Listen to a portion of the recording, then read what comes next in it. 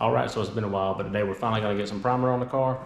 And as far as paint job goes, that's always kind of a relief moment for me. You know, I can get primer on the car, give it, everything sealed up, give it some time to flash off. Got a little bit of time to think about where I'm going next with it. And you know, I don't have to worry about any flash rust and anything like that after that point.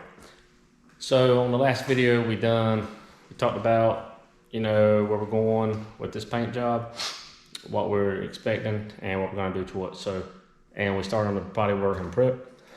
Done a little bit off camera. So let me go ahead and I'll get you caught up on the project as far as our progress, where we are up till right now, and then we'll start getting into it. All right, so this is the car. If you remember, most of the hood and roof got stripped just due to material failure. It took me a little bit longer to get to the priming stage than I had originally anticipated. Usually I'll get the car ready, body work it, and I'll go ahead and get, I'll treat the metal with something and go ahead and get some high build on it right away. This project got pushed aside. I had a lot of other things come up. So in the meantime, sitting in my garage and the humidity where I'm at, a lot of our bare metal stuff started rusting. I had to go back and fix a few things due to that. And in the meantime, I just sprayed some self-etch primer on all the bare metal stuff just to keep it from rusting. And so today what I went ahead and done is everything with the self-etch. I buzzed over it with 320 and a red maroon scuff pad. So that stuff's ready. And that way, because that way our primer will stick to it. All right, so that stuff's ready. Got everything prepped out. Anywhere from 180 to 320, just depends on the severity of the spot, what was going on with it. I wouldn't go any higher than 320 prior to your primer. You want some mechanical adhesion. You know, I like 180 on most things. If it's a spot that's not really bad, it's not requiring much, just a little scuff, you know, 320 or so, that way I don't really have to work it that much. But yeah, our motor work's done. Everything's pretty well prepped out. Some spots here in the trunk, our seam sealer was failing. So I really had to strip that, re-seam seal it, same as the bottom of the trunk lid was failing of the seam sealer. So, all right, this spot, I had to redo some spots on this quarter panel because it was really bad. And I feel like I got that pretty decent. It probably ain't gonna be 100%, but it was so bad that it's gonna be better than it was. You know, I'm not gonna spend all day on it trying to get it straight, perfect, but I mean, the car, it's an old car, all right. So we got all this, like I said, that was a new fender. Originally somebody painted it, it failed. We stripped it, self-etch on it. So that's where we're at. This bumper had a few spots that I straightened out. This, obviously you can tell this bumper was blue. I guess whoever, when they done the quarter panel, they replaced this with a used bumper cover, and the job on it was really bad. There's a few spots I was just gonna fix, but when I got it in here under the light, the whole thing was just really bad. So I just went ahead and DA'd the whole thing. We're just gonna prime the whole thing. And we ain't gotta worry about it. Got a few door handles here that it was failing, so we're gonna prime those. Trunk, you know, like I said, we had re-seam sealed the bottom side. We had a few dents. And we had where I welded up our Honda emblem. So right now we're just gonna get the car cleaned up. We're gonna get everything matched off. A lot of stuff is just gonna be spot prime. Like, you know, obviously the hood, the roof is gonna be full prime, the whole panel. Some spots like this door and this door, you know, especially this door has just so many areas. I'm gonna prime the majority of this door. I'm gonna prime a lot of this door. I mean, if you got a panel that doesn't have any damage, there's no point in prepping and priming the whole thing. You're just making more work on yourself. Okay, so yeah, we're gonna get into it. I see a spot that I missed, so I'm gonna have to go back with that. I've been doing a lot of that today. This always takes longer than I expect. Before I get into that, let me talk about a little bit where I'm at here. This is a friend of mine's paint room. He acquired it with some other property, shop and stuff like that, and really hadn't been used in years and years. We've done a lot of cleaning. It's not done yet. I have painted a few things in here, and the results have been pretty promising, but it's still a work in progress.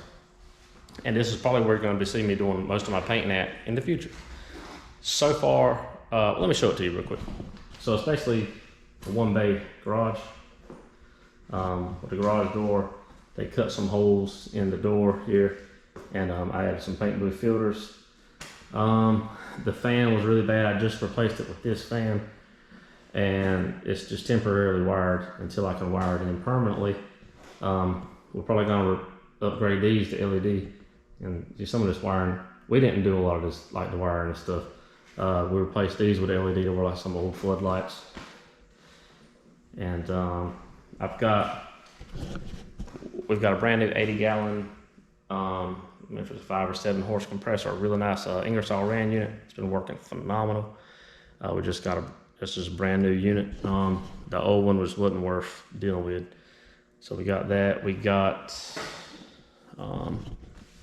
a dryer setup. This is a regulator and filter setup and a desiccant setup. All that came from Harbor Freight. Eventually I'm probably going to put a homemade dryer on the compressor, but right now it's working really well. Should I change the desiccant out a little bit often. Anyway, so this is where we're at. I had to make a new door. Just a lot of things we're doing. This new fan, I'm hoping it's going to work out good. This is the last thing. I painted my truck roof and I fixed the spot on the pillar recently, and I was just getting a lot of overspray was hanging around and not evacuating fast enough. So I upgraded to this better fan, and I'm hoping this primer in this car is gonna be the test before I do the all over paint job on this car in here. I wanna make sure I got my airflow right. So priming today is gonna be the test. And if I'm still not evacuating fumes as much as I think I should, then I may add 2 more filters to the door to get more airflow in. So it's a balance. You don't want too much. But anyway, that's where we're at. So right now, I'm gonna start cleaning, start taping. It's gonna take a while to do this. Some of it's gonna be paper, some gonna be plastic. We're gonna tape it off. There's gonna be a few aggravating spots, like I'm gonna have to prime in this,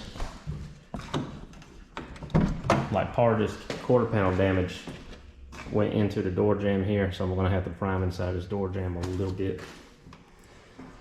But it's just all part of it. So I'm gonna set you down, I'm gonna start masking up, and then we'll get ready to shoot. I'll bring you back in and let you see what all we're doing. So, all right, stay tuned.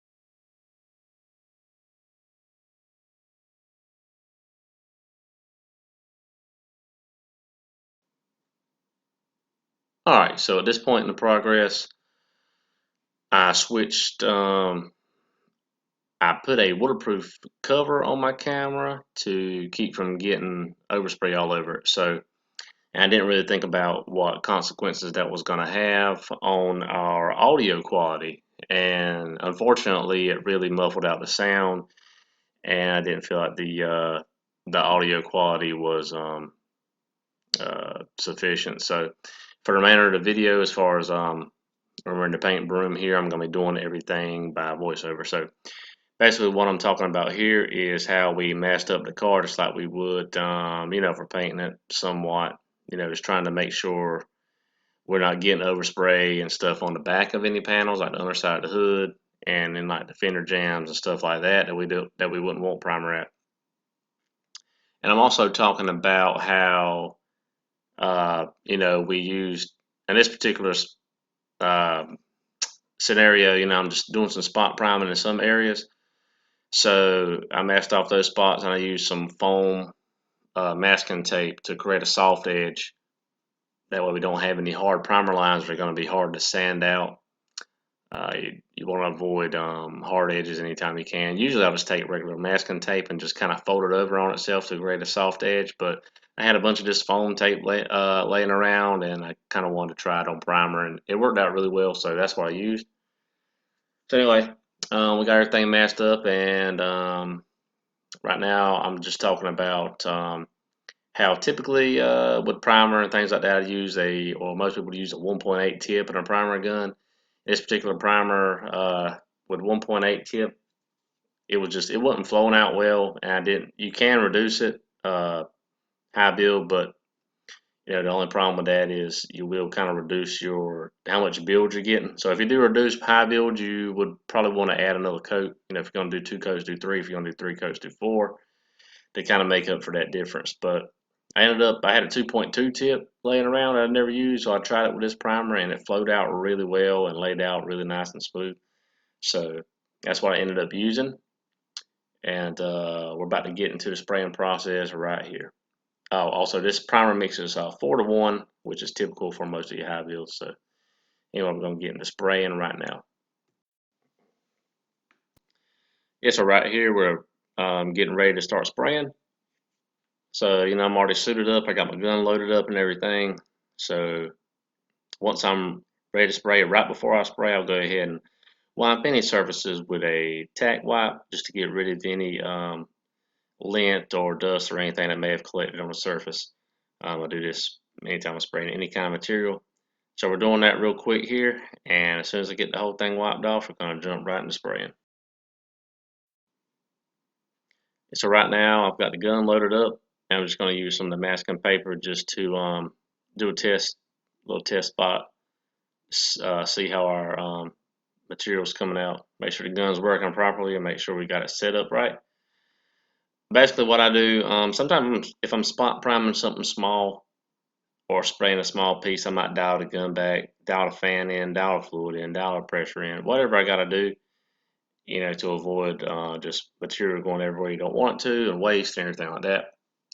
But on this, we had such bigger areas that I pretty much just ran the gun wide open like I normally would, and I just kind of triggered it, when in areas that I wanted to dial it back.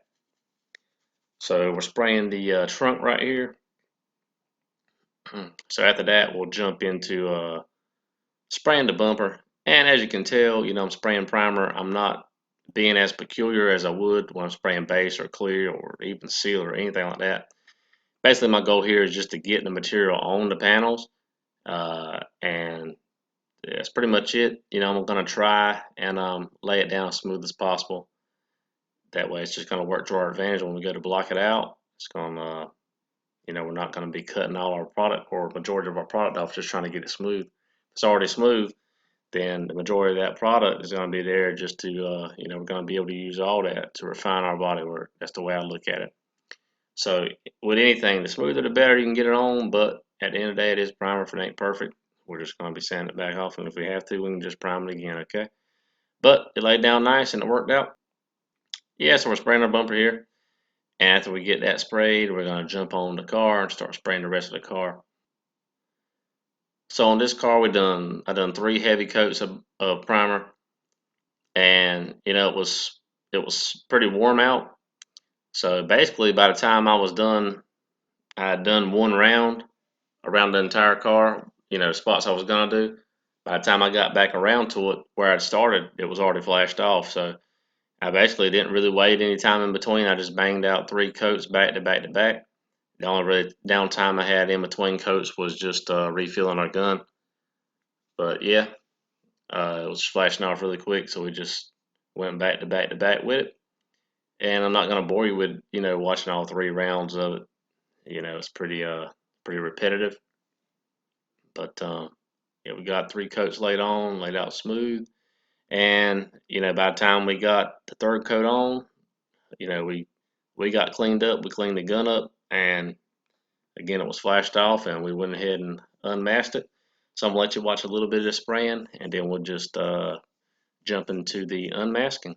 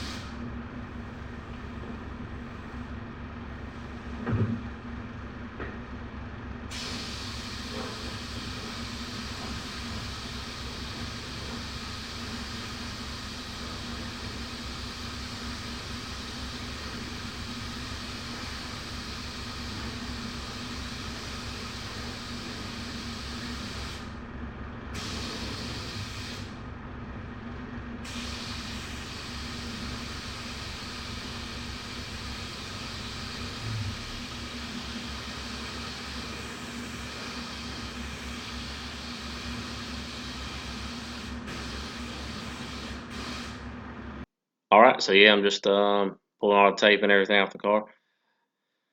Pretty self-explanatory, really nothing to talk about here, but I just wanted to mention that since I didn't record this part, you'll see all the black kind of overspray looking stuff on the car is just some aerosol guide coat that I use, and I like to use it. I mean, obviously where you would use guide coat, but I like to go ahead and spray it on while the car, right after I prime it, while the car is still maxed up. That way I don't have to worry about getting that anywhere I don't want to get it. If I go ahead and put it on there while the car is maxed up, then I'm not getting anywhere where there's not primer at, so I don't have to deal with that. But yeah, that's what that is. So that's just one less thing we have to do whenever we start blocking the car. But yeah, we're gonna go and get this paper and plastic and tape off, and it'll pretty much wrap the video up. All right, so it's been about a week later that the car's been sprayed. I got it back at the house here. I'll wrap this video up real quick. Hopefully tomorrow I'm gonna start jumping into this and getting it blocked out. So anyway, I'll get more into the blocking procedure and prep it and everything on the next video. But I just want to go ahead and show you what it looks like, and then we'll go ahead and end it. Just be looking for the next video in a couple weeks, in a week or two, whatever. But here it is. Check it out. Looks the same as it did. Like I said, soft edge is going to help, when we come out, when we start blocking. Guide coat on it. Just so satisfying just to have some primer on it. But so far bodywork looks really good. So I don't expect too many issues. I apologize with the audio problems on the last section of the video here you've seen, but I'm gonna keep that in mind in the future. Anyway, so yeah, just look for the next video. Appreciate you guys for watching, and it's gonna wrap it up. And I hope you enjoyed the progress so far. If you got anything to add to it, questions, anything, let me know, and I'll see you soon. Appreciate it.